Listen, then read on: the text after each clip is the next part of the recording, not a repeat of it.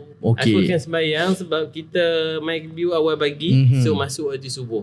Sebab kalau perjalanan balik, biasaannya itu sama ada kalau kita tak sempat sampai rumah pun kat stesen kita masih boleh lagi solat.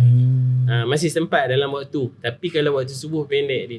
Okey, betul So betul. tapi disebabkan waktu ketika tu mungkin penumpang tu sama ada dia first time naik waktu pagi tu ataupun dia pertama kali naik train, tak pastilah. Tapi dia tengok lah, maksudnya dia tengok kami, sebenarnya itu normal lah. Itu maksudnya kita memang akan solat berjemaah dalam train. setiap kali time subuh tu memang akan train tu akan solat berjemaah. Ya, dalam penumpang train tu dia. kita penumpang akan solat walaupun bukan semua lah. Okey. Maksudnya kita akan solat berjemaah. Kita akan duduk sepanjang ruang, maksudnya ruang yang untuk penumpang berdiri tu Din. Kalau kita bahagian seat dia lah memang kita tak boleh kacau, tapi sebab ruang penumpang berdiri tu kita duduk. And then alhamdulillah lah, penumpang-penumpang yang lain pun dia ada common sense, dia akan bagi laluan dululah. Bagi laluan lah, sebab kita solat pun tak lama kan. Betul. So pernah tak waktu solat tu train goyang kau punya kan? Pernah.